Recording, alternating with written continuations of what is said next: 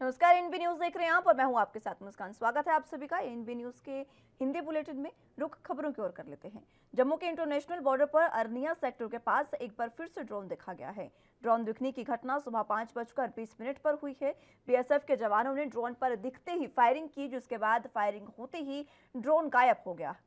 पिछले 5 से 6 दिनों से लगातार जम्मू में संदिग्ध ड्रोन देखने की कम से कम 9 घटनाएं हो चुकी हैं। इसकी शुरुआत रविवार को हुई, जब जम्मू एयरफोर्स स्टेशन पर ड्रोन से विस्फोटक गिराए गए थे। आज सुबह करीब 5:20 पर जम्मू के अरनिया सेक्टर में अंतर्राष्ट्रीय सीमा के पास एक और ड्रोन देखा गया। ड्रोन ने सीमा पार नहीं की थी, ये पाकिस्तानी इलाके में रहा, लेकिन बाढ़ के पास देखा गया था। बीएसएफ के जवानों ने कोई मौका न लेते हुए ड्रोन पर फायरिंग कर दी और जम्मू में बीएसएफ प्रवक्ता ने ये जानकारी भी दी है। जानकारी देते हुए उन्होंने कहा कि बीएसएफ के जवानों ने आज सुबह पाकिस्तान के छोटे हेक्सा कॉप्टर पर उस वक्त फायरिंग की है जब वो अरनिया सेक्टर में अंतर्राष्ट्रीय सीमा पार करने की कोशिश कर रहा था। इस फायरिंग के कारण वो तुरंत वापस लौट गया। हमारे जवान अलर्ट हैं और किसी भी चुनौती का जवाब देने के लिए पूरी तरह से सक्षम है। हालांकि जम्मू में वायुसेना के एयरबेस पर हाल ही में हुए ड्रोन अटैक के बाद से सुरक्षा एजेंसियां चौकन्ना हो गई हैं और इस अटैक के बाद भी जम्मू के कुछ हिस्सों में होने वाली ये ड्रोन की जो स्थिति है उन्हें देखा गया है। इस बीच अब इस मामले में डीआरडीओ एक्टिव हुआ है और उसकी एंटी ड्रोन सिस्टम की चर्चा जारी है। इस एंटी ड्रोन सिस्टम पर पिछले 3 साल से काम चल रहा है।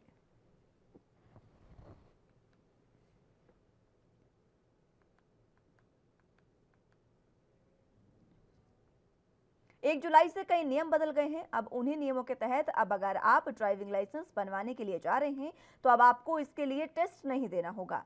जी हां, सरकार ने इसके नियमों में एक और बदलाव किया है। दरअसल आवेदक मान्यता प्राप्त ड्राइविंग ट्रेनिंग सेंटर से ड्राइविंग कोर्स की सुविधा ले सकते हैं, जिसे पूरा करने के लिए उसके बाद ड्राइविंग लाइसेंस बनाने के लिए ड्राइविंग टेस्ट देने की जरूरत नहीं पड़ेगी। उसका driving licence private driving training centre के सर्टिफिकेट पर ही बना दिया जाएगा। मान्यता प्राप्त ट्रेनिंग सेंटर पर सिमुलेटर्स और डेडिकेटेड ड्राइविंग टेस्ट ट्रैक होगा, जहां आवेदकों को कोर्स के दौरान ट्रेनिंग भी दी जाएगी और इस दौरान इस ट्रेनिंग के समय आवेदकों को सामान्य तौर पर सड़क पर ड्राइविंग के दौरान आने वाली सभी परिस्थितियों के बारे में बताया और ट्रेन किया जाएगा। आवेदक को ड्राइविंग कोर्स शुरू होने की घोषणा के बाद अधिकतम 4 सप्ताह में ड्राइविंग सीखनी होगी।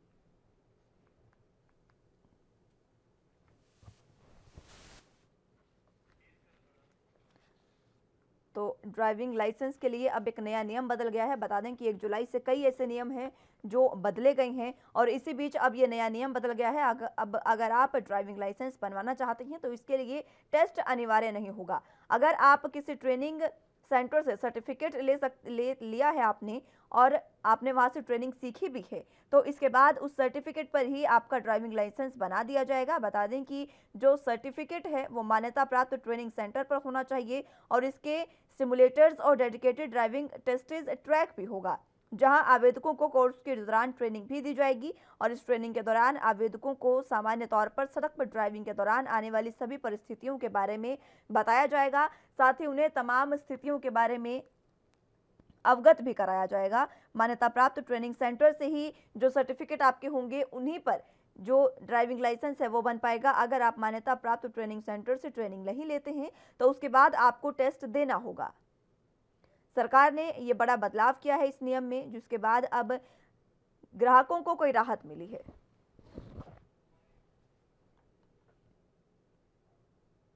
हिमाचल प्रदेश में कोविड लॉकडाउन में छूट के बाद शिमला में आज आ रहे पर्यटकों के दौरान गंदगी फैलाई जा रही है। जगह जगह प्लास्टिक और शराब की बोतलें पड़ी हुई है। वहीं स्थानीय युवकों का कहना है कि पर्यटकों को पर्यावरण की समझ होनी चाहिए और वो नहीं है।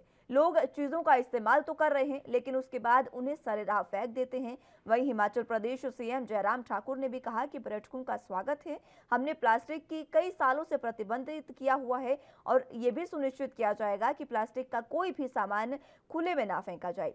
पर्यटक आए, घूमें, ऐसा काम ना करें जो पर्यावरण की सुंदरता को बिगाड़े। कचरे को खुले में ना फेंके, ये उन्होंने अपील की है। लॉकडाउन खुला है और उससे पूर्व भी जब भी टूरिस्ट हिमाचल प्रदेश में आता है और शिमला आगमन पे आता है तो एक तो गाड़ियों की अगर आप रेशियो देखोगे, they are 5000 to 7500 vehicles entering Himachal Pradesh every day and coming to Shimla. उसमें एक बड़ी एक दिक्कत की बात ये होती है कि एक टूरिस्ट को जो एक एनवायरमेंटल सेंस होनी चाहिए वो कम्प्लीटली एब्सेंट है। लोग जो है वो अपनी बॉटल्स जो है वो लिकर बॉटल्स हो, चाहे प्लास्टिक बॉटल्स हो, चाहे चिप्स के पैकेट्स हो, टॉफ़ियों के रैपर्स हो और अन्य बिल्कुल भी जो चीज़ें होती है वो जो है वो जहाँ बैठते हैं वहाँ पर फेंक देते हैं। आपको याद होगा कि जितने भी पूर्व हमारे मुख्यमंत्री रहे हैं उन्होंने रूल्स भी निकाले हैं चलानिंग के, बट एडमिनिस्ट्रेशन उसको चलान नहीं करती है। I appeal to the administration, SP Shimla and DC Shimla, that इनकी जो चलानिंग रेट्स है इनको हाई करो। जिस प्रकार से आप मास्क के चलान्स कर रहे हैं इफेक्टिवली, उसी प्रकार जो है आप इनकी भी चल रहा था। तो उसके बाद अभी लोगों के अंदर जैसे घूमने की इच्छा पैदा हुई, अभी कुछ स्मूथनेस आई है एनवायरनमेंट में, तो उस वजह से जैसे घूमने के लिए निकलते हैं। तो जैसे हम देखते हैं जगह जगह जो भी टूरिस्ट पॉइंट हैं इधर, तो कुछ कचरा वगैरह या डिस्पोजल वगैरह इधर उधर फेंक देते हैं, लोकल भी और टूरिस्ट भी।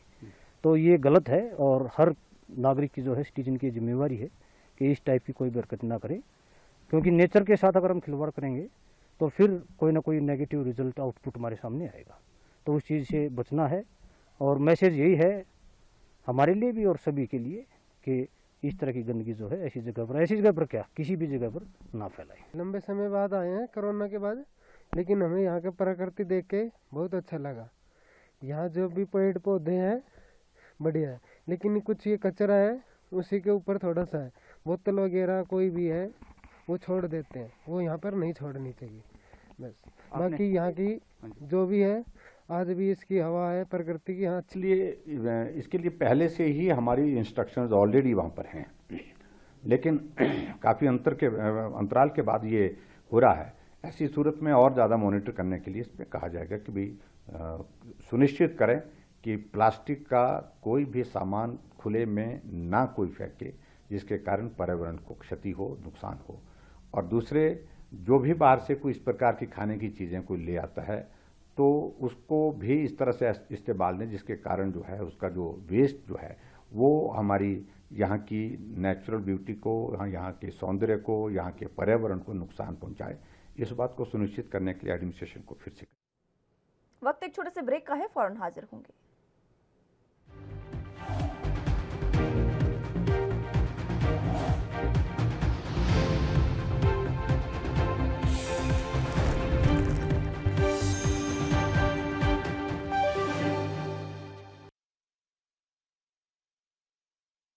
रुक अब खबरों की ओर कर लेते हैं।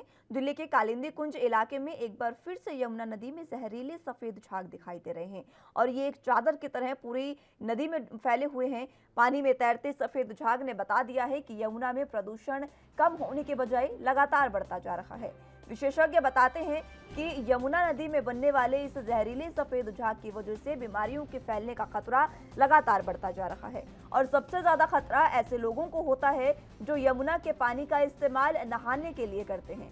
दिल्ली सरकार के मुताबिक यमुना में इस झाग को कम करने के लिए उत्तर प्रदेश, हरियाणा और दिल्ली में सीवेज संशोधन संयंत्रों को उत्पन्न बनाने में 3 से 5 साल का समय लगेगा, ये उन्होंने कहा है।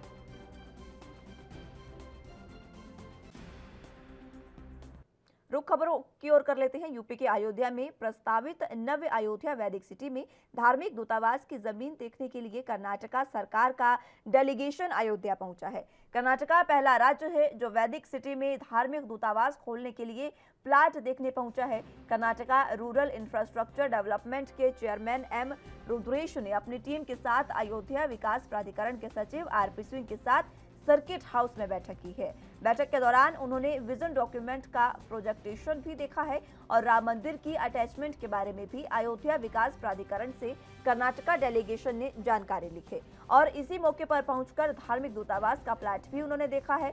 दरअसल अयोध्या में नव्य अयोध्या के तहत वैदिक सिटी बनाया जाना है, जिसको लेकर देश दुनिया की निगाहें अयोध्या पर टिकी है। अयोध्या विकास प्राधिकरण के सचिव आरपी सिंह ने बताया कि मुख्यमंत्री की मंशा के अनुरूप नव्य अयोध्या में इंटरनेशनल और स्टेट हाउसेज बनाए जाने हैं। इसके लिए जो आवासीय कॉलोनी डेवलप होगी उसी में स्टेट हाउसेज का निर्माण किया जाएगा। स्तर पे टूरिज्म हब बनाया जा रहा है, तो इसमें माननीय मुख्यमंत्री जी की संकल्पना के अनुरूप यहाँ पे स्टेट हाउसेज बनाए जाने हैं।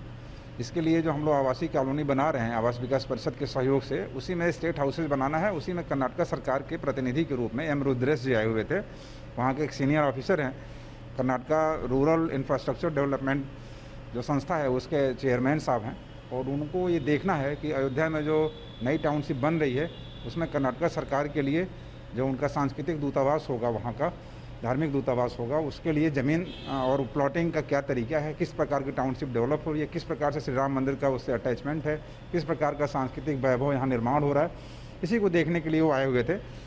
उन्होंने प्रेजेंटेशन देख लिया है, इसके बाद वो जाएंगे फील्ड में जहाँ पे हमारी ग्रीनफील्ड टाउनशिप बन रही है उसको देखेंगे। उसके पश्चात वो जिलाधिकारी महोदय से मिलने के बाद आगे बढ़े। वक्त एक छोटे से ब्रेक का है, फौरन हाजिर होंगे।